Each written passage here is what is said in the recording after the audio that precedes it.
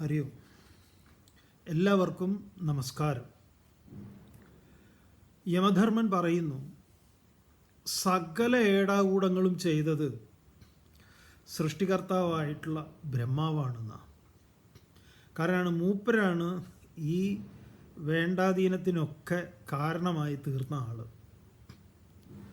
അത് യമൻ വളരെ മനോഹരമായിട്ട് പറയുന്നു നചികേതസിനോട്. എന്താ പറയണത്? പരാഞ്ചിഖാനി വിതൃണത് സ്വയംഭൂ തസ്മാത് പരാങ് പശ്യതി നാന്ധരാത്മൻ കശ്ചിത് ധീര പ്രത്യഗാത്മാനമൈക്ഷത് ആവൃത്തചക്ഷുഃ അമൃതത്വമിച്ഛൻ. മനോഹരമായിട്ടുള്ള ശ്ലോകമാണ്, മന്ത്രമാണ്. പരാഞ്ചികാനി വിതൃണത് സ്വയംഭൂ, സ്വയംഭൂവായിട്ടുള്ള വിധാതാവായിട്ടുള്ള ഈ പ്രപഞ്ചത്തിനെ മുഴുവൻ സൃഷ്ടിച്ചിട്ടുള്ള പടച്ച തമ്പുരാൻ. തൽക്കാലം അങ്ങനെ പറയാം. ഇതിനെ മുഴുവൻ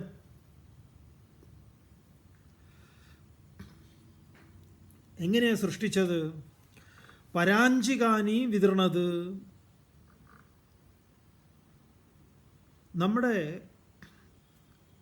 ഖാനി പറാഞ്ചി വിതരണത്, നമ്മുടെ ഇന്ദ്രിയങ്ങളെ, കണ്ണ്, മൂക്ക്, നാക്ക്, ത്വക്ക്, ചെവി, ഇതിനെയൊക്കെ പുറത്തേക്കാണ് സൃഷ്ടിച്ചത്. പുറത്തേക്ക് എന്ന് പറഞ്ഞാൽ പുറം ലോകം കാണുന്നതിന്. സ്വാഭാവികമായിട്ടും ഇതൊക്കെ കാണുക, അനുഭവിക്കുക എന്നുള്ളതാണ്. ഇതൊക്കെ നിങ്ങൾ അനുഭവിക്കേണ്ടതെന്ന് പറഞ്ഞാൽ പിന്നെ എന്തിനാണ് നിങ്ങൾ കണ്ണെന്തിനാ തന്നത്? കാതെന്തിനാ തന്നത്? മൂക്കെന്തിനാണ് തന്നത്? ത്വക്കെന്തിനാണ് തന്നത്? രസന എന്തിനാ തന്നത്? ഇതൊക്കെ ആസ്വദിക്കാനാണല്ലോ. അതെ, ഇതിൻ്റെ മുഴുവൻ കാരണക്കാരൻ ആരാണ്? ആരാണോ ഇതിനെങ്ങനെ സൃഷ്ടിച്ചത് അങ്ങോട്ട് എന്തായാലും ഒരാളുണ്ട്. ആരെങ്കിലും ഒരാളോ എന്തോ ആവട്ടെ, ഒരു തത്വം. ഒരാളെന്നൊക്കെ പറഞ്ഞാൽ പ്രശ്നമാണത്. കാരണം അവിടെ ഇവിടെയൊന്നും പറയുന്നില്ല. സ്വയംഭൂ, ഇതിൻ്റെ മുഴുവൻ ഇതിനൊരു കാരണമുണ്ട്. ആ കാരണമായിരിക്കുന്നത് ആ കാരണക്കാരനാണ് ഇതിനെയൊക്കെ എന്താക്കിയത്? പുറം ലോകം കാണുന്നതിന് വേണ്ടി. ഇപ്പോൾ നമ്മളോട് ആരെങ്കിലും, നമ്മളിങ്ങനെ ഒരു സ്ഥലത്ത് ഇരിക്കുന്നു. ഇപ്പം ചില സമയത്ത് കണ്ടിട്ടില്ലേ,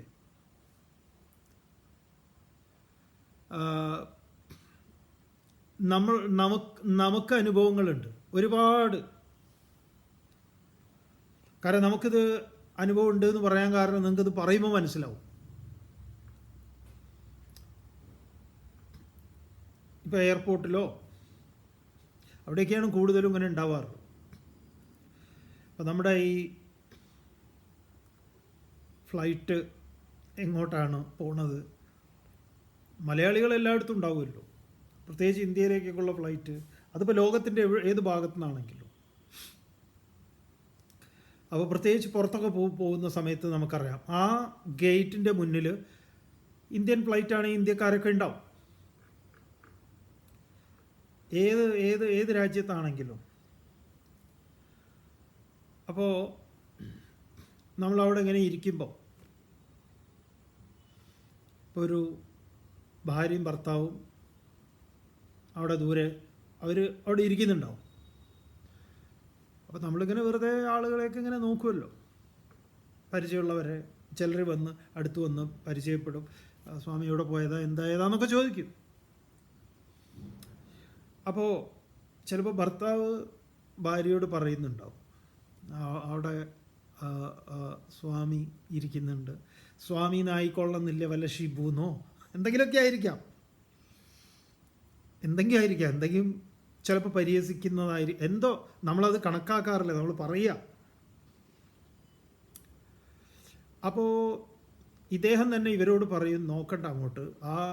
അപ്പോൾ ഇവർ നോക്കണ്ട അങ്ങോട്ട് എന്ന് അദ്ദേഹം ചിലപ്പോൾ പറയുന്നുണ്ടാവും. അതിന് മുമ്പേ അവർ നോക്കിയിട്ടുണ്ടാവും. നേരെ നോക്കിയാൽ നമ്മളെ കാണുന്നുണ്ടാവും.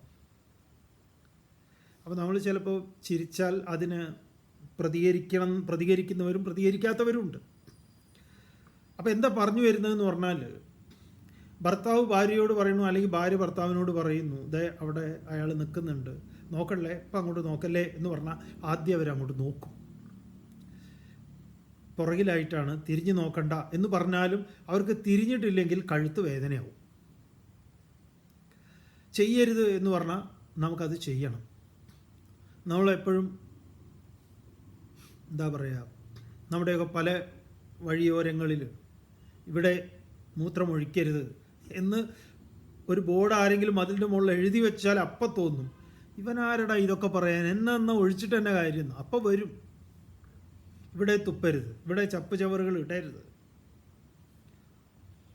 ഒരിക്കലൊരാൾ ബസ്സിൽ മകനിയായിട്ട് പോകുമ്പോൾ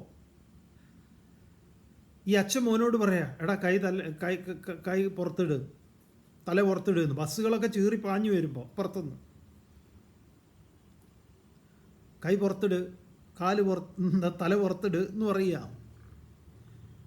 അപ്പുറത്തിരിക്കുന്ന ആൾക്ക് ഇത് കണ്ടിട്ട് എന്തൊരച്ഛനായത്, ഈ കുട്ടിയെ കൊല്ലാൻ കൊണ്ടുപോവുകയാണ്. അപ്പം അയാൾ ചോദിച്ചു, അല്ല നിങ്ങളെന്താ ഈ കുട്ടിയെ കൊല്ലാനുള്ള പരിപാടിയാണോ, എന്താ നിങ്ങളുടെ ഇത്? അപ്പം അയാൾ ചെവിയിൽ പറഞ്ഞു, ഇവനോട് കൈ ഇടല്ലേ തലയിടല്ലേ എന്ന് പറഞ്ഞാൽ അപ്പം അവന് ചെയ്യും. അങ്ങനെയാണ്. അപ്പം ഞാൻ ഇവനെ പഠിപ്പിക്കുന്നത് ഇങ്ങനെയാണെന്ന് പറയാം.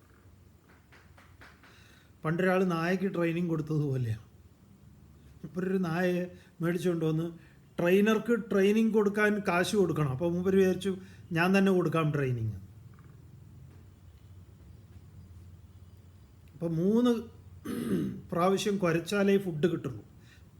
അങ്ങനെയാണ് ആദ്യത്തെ മൂപ്പരുടെ ട്രെയിനിങ്. അത് മൂപ്പരെന്നെ കാണിക്കും, ഭക്ഷണം കൊടുത്തിട്ട്, ഭക്ഷണം വെച്ചിട്ട്. നായ പഠിച്ചു അത്. ഭക്ഷണം കൊടുത്ത് ഇയാൾ 3 പ്രാവശ്യം നായ കുരയ്ക്കുന്നത് പോലെ കുരച്ചിട്ടില്ലെങ്കിൽ നായ കഴിക്കൂല. അങ്ങനെയേ, നേരെ വിപരീത തിരിയെന്ന് പറയും. അപ്പോൾ ഇവിടെയും സാക്ഷാൽ വിധാതാവ് എന്ത് ചെയ്തു, പുറത്തേക്കാണ് സൃഷ്ടിച്ചത്. നിങ്ങൾക്ക് തന്നെ, നിങ്ങളിത് പരീക്ഷണാടിസ്ഥാനത്തിൽ നോക്കിക്കോളൂ. ഭാര്യയുടെ മുകളിൽ പരീക്ഷിച്ചോളൂ, ഭർത്താവിൽ പരീക്ഷിച്ചോളൂ, കുട്ടികളോട് പരീക്ഷിച്ചോളൂ. എവിടെയെങ്കിലും നിൽക്കുമ്പോൾ വെറുതെ ഇതൊന്ന് ഓർത്ത് വെച്ച് നോക്കിയാൽ മതി. ഇത് അവിടെ പിറകിലെ ഇവിടുന്ന് 3ാമത്തെ ആ റോയിൽ അങ്ങോട്ട് നോക്കരുതേ, ഞാൻ പറയാം. അവിടെ ഒരാളുണ്ട് തൊപ്പി വെച്ചിട്ട്, നോക്കരുത് കേട്ടോ. ഇങ്ങനെ വെറുതെ പറഞ്ഞാൽ മതി. അപ്പം അയാൾക്ക് നോക്കിയിട്ടില്ല എങ്കിൽ ആകെ പ്രശ്നമാണ്. ഈ പറഞ്ഞ പോലെ കഴുത്ത് എന്തോ ഉളുക്കും, കഴുത്ത് വേദനിക്കും. ഒന്നങ്ങോട്ട് നോക്കാഞ്ഞാൽ ശരിയാവില്ല. അപ്പം ഇങ്ങനെ ഒരു നിസ്സഹായാവസ്ഥയിൽ നമ്മളെ കൊണ്ടിട്ടതാരാ? ഈ വിഷയങ്ങളെ പിറകിൽ ഓടി അതിൽ തിമർത്ത് അതിൻ്റെ ലാളന പാലന പരിപാലനത്തിന് നമ്മളെ ഇത്രമാത്രം അടിമകളാക്കിയത്, ഈ വിഷയത്തിൻ്റെ മുഴുവൻ അടിമകളാക്കിയതാരാണ്? ഈ പറഞ്ഞ വിധാതാവാണ്. മൂപ്പരെന്താ ഇത്? പരാഞ്ചികാനി വിതൃണത് സ്വയംഭൂ തസ്മാത് പരാങ് പശ്യതി നാന്തരാത്മൻ. തസ്മാത്, അതുകൊണ്ട് തന്നെ, അന്തരാത്മൻ, അകത്തിരിക്കുന്ന ബോധേശ്വരനെ, ആത്മസ്വരൂപനായിരിക്കുന്ന ആ ആത്മാവിനെ, ബോധത്തെ കാണുന്നില്ല. അതിനെ കാണണമെങ്കിൽ എന്തു വേണം? ഈ കഠോപനിഷത്തിൻ്റെ ആയിരിക്കാം ശ്രീനാരായണ ഗുരുദേവൻ്റെ ആത്മോപദേശ ശതകം ആരംഭിക്കുന്നത് തന്നെ അങ്ങനെയാണ്. അറിവിലുമേറിയറിഞ്ഞിടുന്നവൻ തന്നുരുവിലുമൊത്തു പുറത്തുമുജ്വലിക്കും കരുവിനു കണ്ണുകളഞ്ചുമുള്ളടക്കി തെരുതെര വീണു വണങ്ങിയോതിടേണം. കരണവും ഇന്ദ്രിയവും കളേപരം തൊട്ടറിയുമനേക ജഗത്തുമോർക്കിലെല്ലാം പരവെളി തന്നിലുയർന്ന ഭാനുമാൻ തൻ തിരുവുരുവാണു തിരഞ്ഞു തേറിടേണം. ആദ്യത്തെ 2 ശ്ലോകങ്ങൾ അത് അത്രയും, ആത്മോപദേശതകം അത്രയും ഗംഭീരമാണ്. അത് ഡെഡിക്കേറ്റഡ് ടു, അല്ലെങ്കിൽ ഇതിൽ നിന്ന് അതിലേക്ക്. ഉപനിഷത്താണല്ലോ ആദ്യം ഉണ്ടായത്. നാരായണ ഗുരുദേവൻ്റെ എല്ലാ കൃതികളും അല്ലാതെ പലരും ധരിച്ചു വെച്ചിരിക്കുന്നേ, പലരും ഇങ്ങനെ പറയാറുണ്ട്, അത് അവരുടെ വിവരക്കേടാണ്. ഉപനിഷത്ത് അല്ലെങ്കിൽ സനാതന ധർമ്മത്തിന് വിരുദ്ധമായോ അതിലില്ലാത്തതോ ആയ ഒരു കാര്യവും ഗുരുദേവൻ പറഞ്ഞിട്ടില്ല.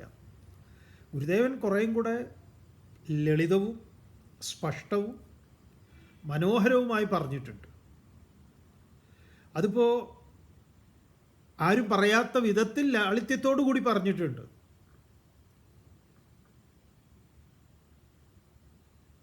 അതിമനോഹരമായിട്ട്. ദൈവദശകമൊക്കെ അതിന് നല്ല ഉദാഹരണമാണ്.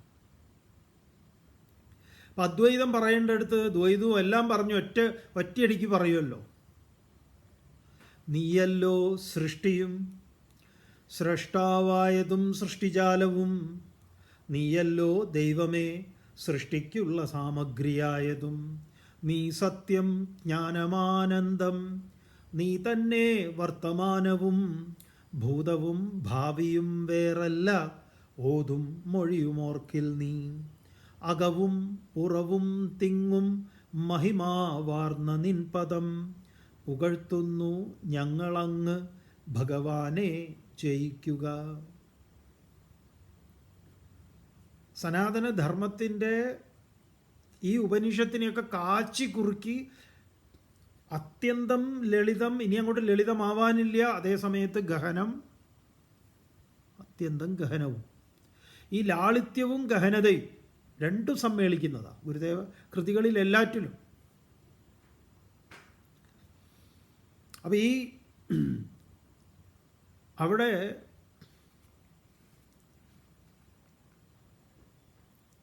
കണ്ണുകൾ അഞ്ചുമുള്ളടക്കി, ഇവിടെ ഈ കണ്ണുകളെ മുഴുവൻ അഞ്ചിനെയും പുറത്തേക്കാക്കി. ആര്? വിധാതാവ്. മൂപ്പരാണ് ഇതിനിങ്ങനെ തുറന്നു വെച്ചത്. അപ്പോൾ നമ്മൾ ഇതിൻ്റെ പിറകെയൊക്കെ പോകും. ഇതിൻ്റെ പിറകെ കൊണ്ടുപോകുന്നത് നമ്മളെ ആരാണ്? ഒരു നിയന്ത്രണവുമില്ലാത്ത കുതിരകൾ പോലെ, ആ നിയന്ത്രണമില്ലാത്ത ദുഷ്ടാശ്വാവിൻ്റെ ഇച്ഛയ്ക്കനുസരിച്ച് നമ്മളിങ്ങനെ പോയിക്കൊണ്ടിരിക്കുക. എന്നാൽ കശ്ചിത് ധീരഃ,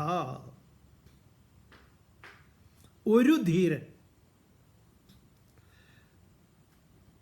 അത് ഗീതയിലും ഭഗവാൻ പറയും, മനുഷ്യാണാം സഹസ്രേഷു കശ്ചിത് യതതി സിദ്ധയെ യതതാമപി സിദ്ധാനാം കശ്ചിൻ മാം വേത്തി തത്വതഃ. അവിടെ ഒരു കശ്ചിത് ധീരനുണ്ട്. 1000 പേരെ നമ്മൾ ഇങ്ങോട്ടേക്ക് എടുത്താൽ ആ 1000-ൽ ഒരാളെ ഈശ്വരനെ, നിങ്ങൾക്ക് 1000 ഭക്തന്മാർ, ഈ 1000 ഭക്തന്മാരെ ഇങ്ങോട്ട് എടുത്തോളൂ. ഭക്തരെന്ന് പറയുന്ന ഈ 1000 പേരെ ഇങ്ങോട്ടൊക്കെ എടുത്താൽ ആ 1000-ൽ ഒരുവനാണ് അതിൽ യത്നിക്കുന്നത്. മനുഷ്യാണാം സഹസ്രേഷു കശ്ചിത് യതതി സിദ്ധയേ, അതിനെ യത്നിക്കുന്നത്, പ്രയത്നിക്കുന്നത്, അറിയണം, സാക്ഷാത്കരിക്കണം എന്ന ചിന്ത 1000-ൽ ഒരുത്തൻ.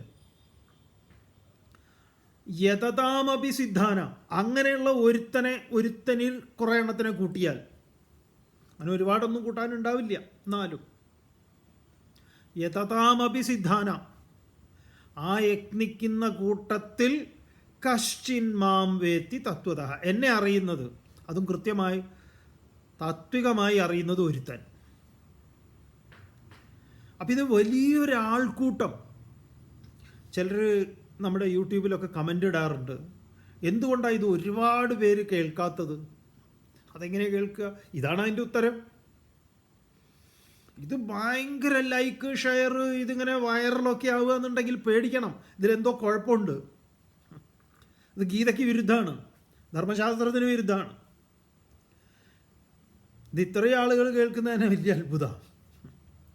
ഒരു ദിവസമൊക്കെ കഴിയുമ്പോഴേക്കും 1000, 1500, 1200 ഒക്കെ ആളുകൾ കാണും. ഒരു 2 ദിവസം കൊണ്ട്, ഒരു ദിവസം, 1.5 ദിവസമൊക്കെ കൊണ്ടൊക്കെ നിങ്ങൾക്ക് നോക്കിയാൽ അറിയാം ഇതിൻ്റെ എത്ര പേര് വ്യൂവർഷിപ്പ് ഉണ്ട്. എന്തുകൊണ്ടാണ് അത്? വളരെ കുറച്ച് ആളുകൾക്ക് ഇതിൽ ആ രീതിയിലുള്ള ശ്രദ്ധ ജനിക്കുന്നുള്ളൂ. അല്ലാതെ നമ്മൾ ഒരിക്കലും അങ്ങനെ പ്രതീക്ഷിക്കുക. നമ്മൾ ഇത് അറിയാത്തത് കൊണ്ടാണ് ചില ഇടങ്ങളിലൊക്കെ പ്രഭാഷണത്തിന് കുറഞ്ഞ ആളുകളെ കാണുമ്പം സംഘാടകർ പറയും, അയ്യോ ഇത് ആളുകൾക്ക് ഇതിനല്ല താല്പര്യം, പാട്ട് കൂത്ത് ഡാൻസിനൊക്കെയാണ്. പറയേണ്ട കാര്യമില്ല.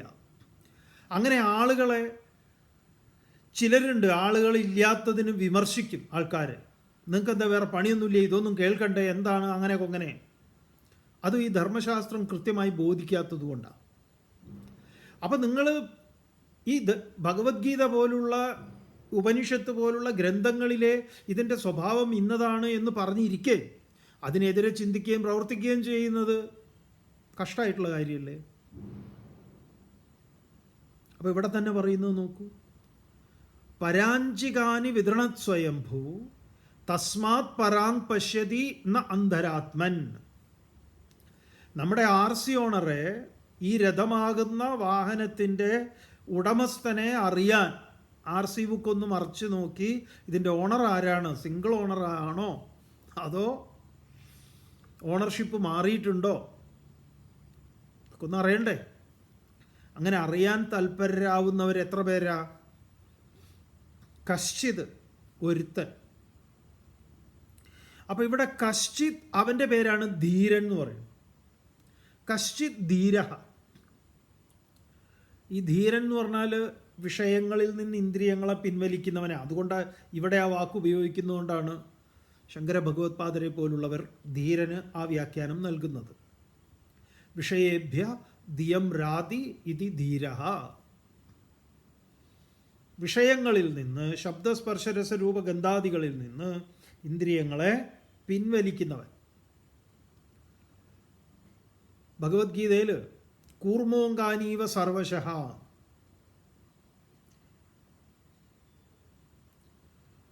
എങ്ങനെയാണോ ഇന്ദ്രിയങ്ങൾ, ഇന്ദ്രിയ വിഷയങ്ങളിൽ നിന്ന് ആമ തൻ്റെ ഇന്ദ്രിയങ്ങളെ കാലും കൈയും ആ തലയും വാലും ഒക്കെ ഉള്ളിലാക്കുന്നത്, അതാണ് ക്ഷേത്രത്തിൽ ആമയുടെ പ്രതിഷ്ഠയുടെ മുകളിൽ ദീപം പ്രതിഷ്ഠിച്ചതിൻ്റെ താല്പര്യം. അതാണ് ഈ പ്രതിഷ്ഠ, ഇതിൻ്റെ മുകളിലാണ്. ദീപം ജ്ഞാനമാണ്. മറ്റേതെന്താണ്? ഈ ഉൾവലിക്കുന്ന സ്ഥിതപ്രജ്ഞൻ്റെ ഭഗവത്ഗീത 2-ാം അധ്യായം സ്ഥിതപ്രജ്ഞ ലക്ഷണം പറയുമ്പോഴാണ് ഭഗവാൻ അവിടെ ഉദാഹരിക്കുന്നത്. കൂർമോങ്കാനീവ സർവശഃ. അങ്ങനെ ആരുടെ പ്രജ്ഞയാണോ പ്രതിഷ്ഠിതമായിരിക്കുന്നത് അവനെ സ്ഥിതപ്രജ്ഞോച്യതേ എന്ന് പറയും. അപ്പം അങ്ങനെ ഉൾവലിക്കാൻ, അനായാസേന ഉൾവലിക്കാൻ കഴിയുന്നവൻ്റെ പേരാണ് ധീരൻ. അല്ലാതെ മുണ്ടും മാടിക്കുത്തി അരയിലൊരു കത്തിയും വെച്ച് കള്ളുഷാപ്പിൽ നിന്ന് കുറച്ച് അതും കഴിച്ച് പിന്നെ മീശ വിരിച്ച് എന്തെങ്കിലും തോന്നിയാസം പറയുക, അല്ലെങ്കിൽ ഫേസ്ബുക്കിൽ തോന്നിയാസം ഇടുക, ഇവനൊന്നും അല്ല ധീരൻ. ആളുകളെ ഇവിടെ തെറി പറയുക, ഇതൊക്കെ പൊട്ടന്മാരാണ്, ഭീരുക്കളാണ്. ഉപനിഷത്തിൻ്റെ ഭാഷയിൽ ധീരൻ എന്ന് പറഞ്ഞാൽ ഇതിൽ നിന്നൊക്കെ വിഡ്രോ ചെയ്യുന്ന ആളെയാണ് ധീരൻ എന്ന് പറയുന്നത്. അതുകൊണ്ട് നമ്മൾ മനസ്സിലാക്കി വെച്ചതിൽ നിന്നെല്ലാം വ്യത്യസ്തമാണ് നമ്മൾ ദിവസവും ഉപയോഗിക്കുന്ന ശബ്ദങ്ങൾ. അപ്പം കശ്ചിത് ധീര പ്രത്യേകാത്മാനം ഐക്ഷത്. ഐക്ഷത് അവൻ കണ്ടു പ്രത്യേകാത്മാവിനെ. എങ്ങനെയാണ് കണ്ടത്? അവൻ എന്തുണ്ടായി? അവൻ്റെ ചക്ഷുഹു ആവൃത്ത, ആവൃത്ത ചക്ഷുഹു അമൃതത്വം ഇച്ഛൻ. അവൻ അമൃതത്വത്തെ ആഗ്രഹിച്ചു. എന്താണ് ഈ അമൃതത്വം? അക്ഷരാർത്ഥത്തിൽ പറഞ്ഞാൽ മരണമില്ലായ്മ, അതാണ് അമൃതത്വം. അമൃതത്വം ഇച്ഛൻ, അമൃതത്വം കാക്ഷിക്കുന്നവനായിട്ടുള്ളത് കൊണ്ട് അവൻ ആവൃത്ത ചക്ഷുഹു ഇന്ദ്രിയങ്ങളെ ഉൾവലിച്ച് പ്രത്യേകാത്മാനം ഐക്ഷത് അന്തരാത്മാവിനെ കണ്ടു, അവന് ബോധിച്ചു എന്നാണ്, അവൻ അനുഭവിച്ചു. അപ്പം ഈ അമൃതത്വം ഇച്ഛൻ, ഈ അമൃതത്വം ആഗ്രഹിക്കുന്നവനാണ് ഇതിനെ കണ്ടെത്താൻ സാധിക്കുന്നത്. അപ്പോൾ ഈ നമ്മൾ ഈ വേദാന്തത്തിൽ പറയുന്ന ചില വാക്കുകളുണ്ട്, അത് ഈ ഭക്തൻ അങ്ങനെയുള്ള ഇതല്ല. ഒന്ന് സത്യാന്വേഷകൻ എന്നാണ്. സത്യാന്വേഷകൻ, ആത്മാന്വേഷകൻ, ഈശ്വരാന്വേഷകൻ. അന്വേഷകനാണ്, അതൊരു പ്രോസസ്സാണത്. ഈ വിശ്വാസി എന്നൊക്കെ പറഞ്ഞാൽ എന്താ? അത് ഡെഡ് ലൈനാണ്, കഴിഞ്ഞു, പിന്നെ ഒന്നുമില്ല, ഒരു പുരോഗതിയില്ല. അതുകൊണ്ട് ഭഗവത്ഗീതയുടെ ഭാഷയിൽ വിശ്വാസി മരിച്ചവനാണ്, സംശയമൊന്നും വേണ്ട. കാരണം എന്താണ്? ഏത് വിശ്വാസവും, വിശ്വാസത്തിൻ്റെ മറുപുറം സംശയമാണ്. നിങ്ങൾക്ക് ഏത് വിഷയത്തിലും, ഏത് വിഷയത്തെ സംബന്ധിച്ചും, അത് വ്യക്തികളാകാം, പ്രസ്ഥാനമാവാം, എന്തോ ആവാം, നിങ്ങൾ അതിനെ വിശ്വസിക്കുന്നു എങ്കിൽ അതിൻ്റെ കൂട്ടത്തിൽ തന്നെ നിങ്ങൾക്കതിൽ സംശയവും ഉണ്ട്. അക്കാര്യത്തിൽ ഒരു സംശയവും വേണ്ട. വിശ്വാസവും സംശയവും ഒരു നാണയത്തിൻ്റെ രണ്ട് വശങ്ങളെ പോലെയാണ്. ഒന്നില്ലാതെ ഒന്നിന് നിലനിൽപ്പില്ല. നിങ്ങൾ ഏത് കാര്യത്തിലും പറയാറില്ല, ഞാൻ വിശ്വസിച്ച് ഏൽപ്പിച്ചതാ, എന്നിട്ട് എന്നോട് ഇങ്ങനെയാണ് ചെയ്തത്. അന്ന് എനിക്കൊരു സംശയം ഉണ്ടായിരുന്നു ഇതിങ്ങനെയൊക്കെ വരുമെന്ന്. എങ്ങനെയുണ്ട്? അപ്പം ഞാൻ വിശ്വസിച്ചേൽപ്പിച്ചു, എന്നിട്ട് എന്നോട് ഇങ്ങനെ ചെയ്തു. അന്നേ എനിക്കൊരു സംശയം ഉണ്ടായിരുന്നു, അവസാനം ഇതിങ്ങനെയൊക്കെ തന്നെ വരും എന്ന്. നിങ്ങൾ വിശ്വസിച്ച് വാടകയ്ക്ക് ഒരാൾക്ക് വീട് കൊടുത്താൽ ഈ പറഞ്ഞതുപോലെ വിശ്വാസമല്ല നിങ്ങൾക്ക് വേണ്ടത്, നിങ്ങൾക്ക് ശ്രദ്ധയാണ് വേണ്ടത്. ശ്രദ്ധ ഉണ്ടാകുമ്പോൾ നിങ്ങൾ എന്തുണ്ടാക്കും? എഗ്രിമെൻ്റ് ഉണ്ടാക്കും, വാടക ഷീറ്റ് ഉണ്ടാക്കും. വളരെ പ്രധാനം. അപ്പോൾ അയാളോട് ഒഴിയാൻ പറഞ്ഞിട്ട് ഒഴിയുന്നില്ല. കാരണം എന്താ? വിശ്വസിച്ചതാണ്. ഏത് വിശ്വാസവും, ഭാര്യ ഭർത്താവിനോട് പറയാം എനിക്ക് ചേട്ടനെ വിശ്വാസമാണ് എന്ന് പറഞ്ഞാൽ, ചേട്ടന്മാരെ ഓർത്തോളൂ, നിങ്ങളിൽ അവർക്ക് സംശയവും ഉണ്ട്.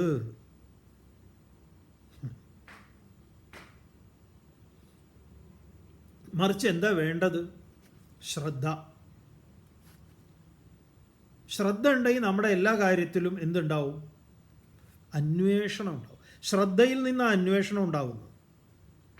അതുകൊണ്ടാണ് ഭഗവാൻ പറഞ്ഞത്, വിശ്വാസിയല്ല ശ്രദ്ധാവാൻ ലഭതേ ജ്ഞാനം. വിശ്വാസിക്കാണോ ജ്ഞാനം ഉണ്ടാകുന്നത്? അല്ല, അവന് നാശമാണെന്ന് പറഞ്ഞിട്ടുണ്ട്. സംശയാത്മാ വിനശ്യതി.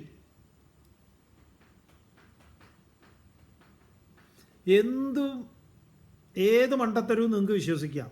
അതിന് ഇത്ര വലിയ എന്താ പറയുക, ഒന്നും വേണമെന്നില്ല.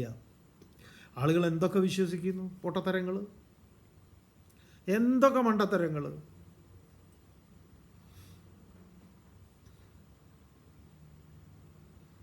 ഈ മണ്ടത്തരങ്ങളൊക്കെ ഇപ്പോൾ ദിനം പ്രതി കൂടിക്കൊണ്ടിരിക്കുക. കാരണം എന്താ? നമ്മുടെ ഈ ശേഷിയെ നമ്മൾ പണയപ്പെടുത്തിയിരിക്കുന്നു. വല്ലവരും പറയുന്ന മണ്ടത്തരങ്ങളൊക്കെ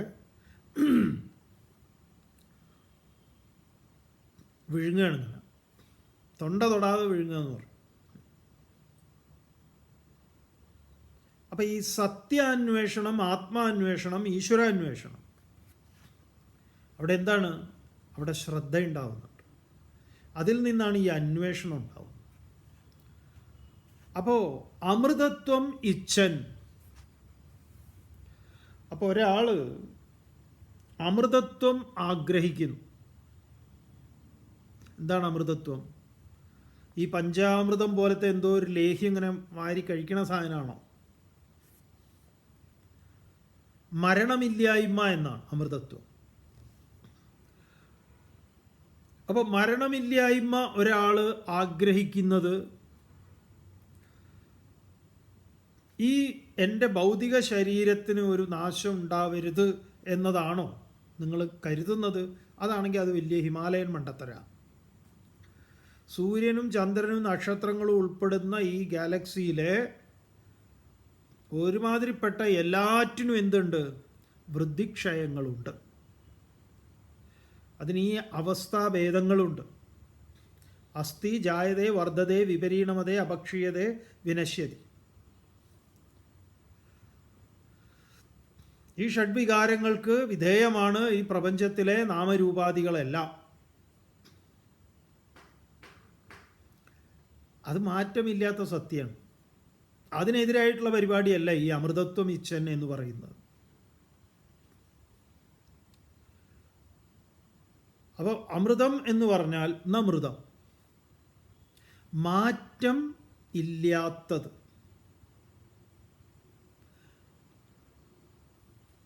നചികേതസ് ചോദിച്ചില്ലേ, ഒരു സമയത്ത് യമനിങ്ങനെ ഉപദേശം പുകഴ്ത്തലൊക്കെ കൂടി കൂടി കൂടി വന്ന സമയത്ത് നചികേതസ് എന്താ ചോദിച്ചത്, എന്താ പറഞ്ഞത്? അന്യത്ര ധർമാത് അന്യത്ര ധർമാത് അന്യത്രസ്മാത് കൃതാകൃതാച്ച അന്യത്ര ഭൂതാച്ച ഭവ്യാച്ച യത്തത് പശ്യസി തദ്വദ. ഹേ യമധർമ്മ, ധർമാധർമ്മങ്ങൾക്കപ്പുറത്ത്, കർമാകർമ്മങ്ങൾക്കപ്പുറത്ത്, ഭൂതത്തിനും ഭാവിക്കുമൊക്കെ അപ്പുറത്ത് എന്തെങ്കിലും അങ്ങേക്ക് ബോധ്യപ്പെട്ടിട്ടുണ്ട് എങ്കിൽ അത് പറയൂ. അപ്പോൾ അവിടെ നചികേതസ് എന്താ ഇച്ഛിക്കുന്നത്? അമൃതത്വം. അപ്പം നചികേതസിൻ്റെ നിരീക്ഷണത്തിൽ മാറ്റത്തിന് വിധേയമാണ് ഈ പറഞ്ഞ സൂര്യചന്ദ്ര നക്ഷത്രങ്ങൾ ഉൾപ്പെടുന്ന സകലതും. ഇതൊക്കെ ഈ പയ്യൻ നേരത്തെ പഠിച്ചിട്ട് അങ്ങോട്ട് വന്നത്. അതാണ് അവൻ അച്ഛനോട് പറഞ്ഞത്. അനുപശ്യ യഥാപൂർവേ പ്രതിപശ്യ തഥാപരേ സസ്യമിവ മർത്യപച്യതേ സസ്യമിവ ആജായതേ പുനഃ. ഹേ അച്ഛ, എന്താ മോനെ? അനുപശ്യ യഥാപൂർവേ, നോക്കുക അച്ഛാ പിറയിലേക്ക്. അച്ചാച്ചനെയും അച്ചാച്ചൻ്റെ അച്ഛനെയൊക്കെ ജീവിച്ചിരിക്കുന്നുണ്ടെങ്കിലും ഇല്ലെങ്കിലും അവരൊക്കെ എങ്ങനെ ജീവിച്ചു പോയവരാ? അനുപശ്യ തഥാപരേ, ഇത് അച്ഛൻ്റെ പ്രായക്കാർ, ഇനി എൻ്റെ പ്രായക്കാർ. സസ്യങ്ങൾ ഏതൊക്കെ? സസ്യമിവ മർത്യപച്യതേ സസ്യമിവ ആജായതേ പുനഃ. ഇതിങ്ങനെ പുനരഭി ജനനം പുനരഭി മരണം എന്ന് പറഞ്ഞ പോലെ ഇങ്ങനെ ഒരു മഴ കഴിഞ്ഞാൽ അടുത്തത് വളർന്നു പോകും. അതാണോ അച്ഛാ ഞാനും അച്ഛനും ഒക്കെ? അതിനപ്പുറത്തുള്ള ഒരു ഉണ്മയെ അന്വേഷിക്കേണ്ടതില്ലേ എന്നത് ആ പയ്യൻ അപ്പോഴേ ഉണ്ട്, തലയ്ക്കകത്ത് ഇതുണ്ട്. പിന്നെ കൃത്യമായ ഒരാളുടെ അടുത്ത് പോയി ചോദിക്കണം എന്നുണ്ട്. അപ്പോൾ മൂപ്പർക്ക് ഇത് അറിയാം. ഏത് ഈ പറഞ്ഞ എന്തിനാ ഇത്രയൊക്കെ പറഞ്ഞതെന്ന് പറഞ്ഞു കഴിഞ്ഞാൽ ഈ കശ്ചി ധീരനാണ് ഇവൻ. മൂപ്പരുടെ അടുത്ത് വന്ന് എത്തിപ്പെട്ട ഒരു ധീരനാ.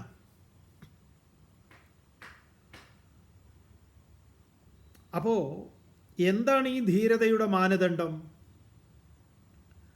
മരണമില്ലായ്മ, അമൃതത്വം ഇച്ഛൻ എന്ന് പറയുന്നത് എന്താണ്? എല്ലാം മാറുന്നുവല്ലോ. ഒരുപാട് എന്താ പറയുക, സൂക്ഷ്മദർശിനിയും ബൈനോക്കുലറും ഒന്നും ആയിട്ട് പോയിട്ട് വാനനിരീക്ഷണവും അതും ഇതൊന്നും നടത്തണ്ട തൽക്കാലം. കാരണം ഈ പ്രപഞ്ചത്തിൻ്റെ ഒരു മിനിയേച്ചർ ഫോമാണ് നമ്മൾ ഓരോരുത്തരും.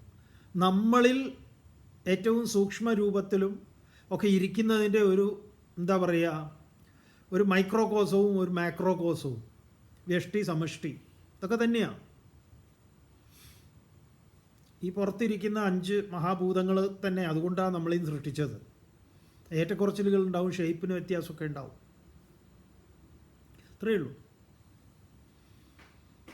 അപ്പം ഈ അന്വേഷണം നമ്മുടെ ഇതിൽ പറയുന്നത് ബാഹ്യമായ ലോകത്തിലെ ഓരോന്നിനെ നിരീക്ഷിക്കും. ആ നിരീക്ഷണത്തിൽ അവൻ അറിയുന്നു, അന്വേഷകൻ അറിയുന്നു, അവനോ അവളോ ആരോ ആവട്ടെ, ഇതെല്ലാം മാറിക്കൊണ്ടിരിക്കുന്നു. അങ്ങനെ മാറിക്കൊണ്ടിരിക്കുന്നതാണ് ഇതെല്ലാം എന്നറിഞ്ഞ് അവസാനം അന്വേഷകനിലേക്ക് അന്വേഷണം തിരിയുന്നു. ആ അന്വേഷണം തിരിയുന്നതാണ് കഴിഞ്ഞ വല്ലിയിൽ അധ്യായത്തിൽ ഇന്ദ്രിയേഭ്യ പരാഹ്യർത്ഥ അർത്ഥേഭ്യശ്ച പരം മനഃ മനസ്സസ്തു പരാ ബുദ്ധി ബുദ്ധേരാത്മാൻ മഹാൻ പരഃ മഹത പരമവ്യക്തം അവ്യക്താത് പരപുരുഷഃ പുരുഷാന്ന പരം കിഞ്ചിത് സാ കാഷ്ഠ സാ പരാഗതി. അവൻ അവിടെ എത്തി. അവിടെ എത്തിക്കഴിഞ്ഞപ്പോഴോ മാറ്റമില്ലാത്തത് അതാണ്. ബാക്കിയെല്ലാം മാറിക്കൊണ്ടിരിക്കണതാണ്. ഈ അന്വേഷകനെ അന്വേഷിക്കുമ്പോഴോ അന്വേഷകനിലെ ബാല്യം, ശൈശവം എല്ലാം മാറി. നമ്മുടെ പഴയ ഫോട്ടോ ഒക്കെ കാണുമ്പോൾ നമ്മളെത്ര മാറിപ്പോയി.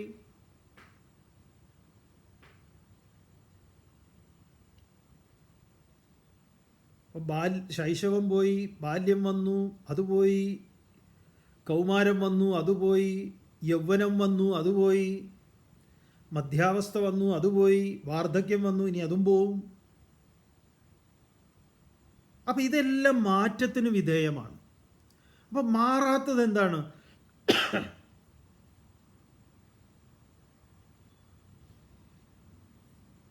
മാറണ്ടേ? ഇല്ല. മാറാത്തൊന്നുണ്ട്, ഞാൻ. ഏത് ഞാൻ? ഞാൻ എന്ന ബോധം. അതിനെക്കുറിച്ച് എനിക്ക് വല്ല ഇടിയുണ്ടോ? അതിനെ അറിയണം, എൻ്റെ സ്വരൂപത്തെ അറിയണം. അതിനെയാണ് അമൃതത്വം ഇച്ഛൻ എന്നിവിടെ പറയുന്നത്. മാറ്റമില്ലാത്തതിന്. എല്ലാ അനുഭവങ്ങളും മാറിക്കൊണ്ടിരിക്കുമ്പോൾ മാറാത്തൊരനുഭവത്തെ, അല്ലെങ്കിൽ നമുക്ക് ഓരോരോ അനുഭവം കഴിയുമ്പോഴും മതി, അതിൽ മടുപ്പ് വരുന്നു. അത് ഇതിൻ്റെ വേറൊരു സൂചനയാണ്. നമുക്കത് മതിയായി, അടുത്തയിലേക്ക് നോക്കും. എല്ലാം അന്വേഷിക്കുന്നത് എന്താണെന്ന് പറയും, ഇതാണ് മരണമില്ലാത്ത ഈ അവസ്ഥയാണ് നമ്മൾ ശരിക്കും പറഞ്ഞാൽ അന്വേഷിക്കുന്നത്. അമൃതത്വം തന്നെയാണ് ഈ പറഞ്ഞ ബേക്കറിയിലിരിക്കുന്ന സാധനങ്ങളിലും നമ്മൾ ഷവർമാന്നും കുഴിമന്തിന്നും അല്ലെങ്കിൽ വടാപ്പാവെന്നും ഇഡ്ഡലി സാമ്പാറെന്നും ഒക്കെ പറഞ്ഞ് അതിലൊക്കെ കണ്ടെത്തുന്നത് ഇതാണ്, അന്വേഷിക്കുന്നത്. കിട്ടുന്നില്ല എന്നേക്കും. അപ്പോൾ നമ്മളിങ്ങനെ മാറി മാറി പരീക്ഷിക്കും. അപ്പോൾ ആ പരീക്ഷണം പുറത്തിങ്ങനെ രാമകൃഷ്ണദേവൻ പറഞ്ഞതുപോലെ കുറേ കിണർ ഇങ്ങനെ പലയിടത്ത് കുഴിക്കുക. ഒരിടത്ത് കുഴിച്ചാൽ മതി. എവിടെയാ? അവനവനിലേക്ക്. അത്രയും കുഴി ഒരു സ്ഥലത്ത് കുഴിച്ചാൽ വെള്ളം പണ്ടേ കിട്ടും. അതിനെയാണ് ഇവിടെ പറഞ്ഞത്. എന്ത്? കശ്ചിത് ധീര, ഒരു ധീരൻ, അമൃതത്വം ഇച്ഛൻ, ആ അമൃതത്വത്തെ ആഗ്രഹിച്ച് പിന്നെ അവൻ എന്ത് ചെയ്തു? ആവൃത്ത ചക്ഷുഹു, കണ്ണുകളെ അവൻ ഉള്ളടക്കി.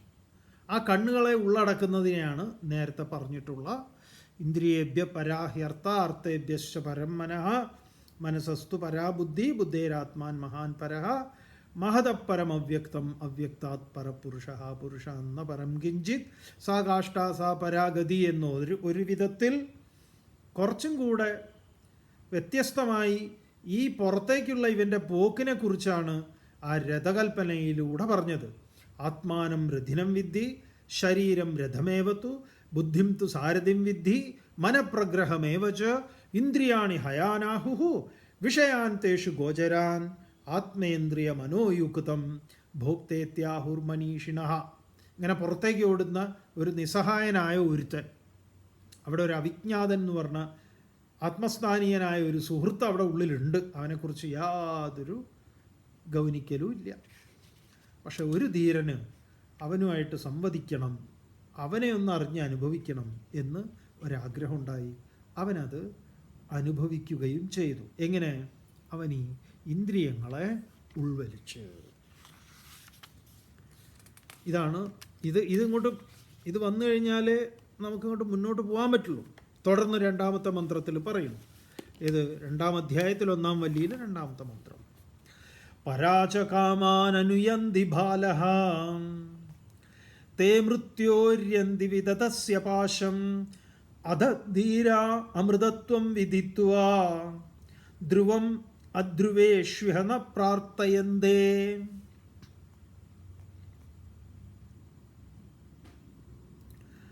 പരാചകാമാൻ അനുയാന്തി ബാലാഃ തേ മൃത്യോര്യന്തി വിദതസ്യ പാശം അധ ധീരാ അമൃതത്വം വിദിത്വാ ധ്രുവം അധ്രുവേഷ്വ ന പ്രാർത്ഥയന്തേ.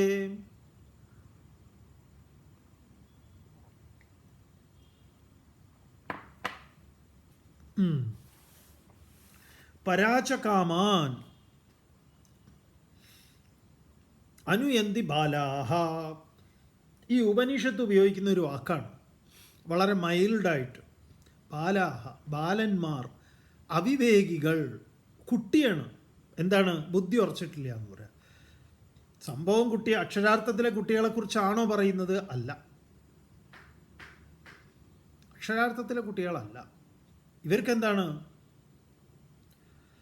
പ്രായമൊക്കെ ഉണ്ട്. പക്ഷേ നമ്മളില്ലേ, ഒരുപാട് ആൾക്കാരുണ്ടല്ലോ അങ്ങനെ, നമ്മൾ പറയില്ലേ, എന്ത് ചെയ്യാനാണ്? അങ്ങനെ തന്നെയാണ്. അറിവിന് പക്വത വരാത്ത ആളുകളെയാണ് ഉപനിഷത്ത് ബാലന്മാർ എന്ന് പറയുന്നത്. പ്രവദന്തി ബാലാഹ, ഗീതയും പറയുന്നത്.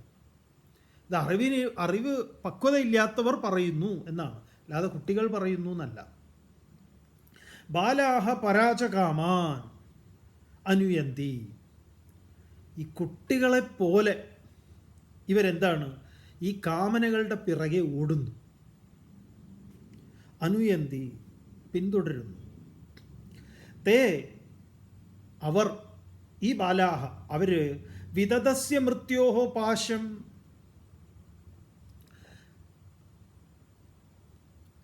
വിദതസ്യ മൃത്യോഹോ പാശം യന്തി. ഈ മൃത്യു എറിഞ്ഞ വലയുണ്ട്, മൃത്യുപാശം. ഈ പാശത്തിൽ പോയിട്ട്, അത് വിദതസ്യന, അതങ്ങനെ വലിയ വീശി എറിഞ്ഞിട്ടുള്ളതാണ്. അതിൽ പോയി ഈയാമ്പാറ്റ കണക്കെ വീഴുകയാണ്, പോയി വീഴുകയാണ് അങ്ങോട്ട്. ഈ ബൈക്കൊക്കെ പോകുന്നത് കണ്ടിട്ടില്ലേ റോട്ടിൽ? ചീറി പാഞ്ഞിട്ട് ഈ വലയിലേക്ക് പോവുകയാണ് ഇത്രയും പെട്ടെന്ന്. അല്ലാത്തതുകൊണ്ട് നമ്മൾ ആരോഗ്യത്തിന് ഹാനികരമാണെന്ന് പാക്കറ്റിൽ എഴുതി വച്ചിരിക്കുന്ന സിഗരറ്റും മദ്യവും എന്തൊക്കെ ആരോഗ്യത്തിന് ഹാനികരമായിട്ടുണ്ടോ, ബേക്കറി ഐറ്റം ആകട്ടെ, ഭക്ഷണ സാധനങ്ങളാകട്ടെ, ഇതെല്ലാം എന്താണ്? ആസ്വദിച്ച് കഴിക്കുന്നു. അതിൻ്റെ അർത്ഥം എന്താണ്? ഈ വലയിൽ വീണു കഴിഞ്ഞു. ഈ വല വളരെ വലുതാണ്. ഈ മൃത്യുവിൻ്റെ ഈ വല, വിരിച്ച വല, ആ പാശം, ആ കയർ, അതിൽ കുടുങ്ങുന്നു. അത് ധീരാഹ,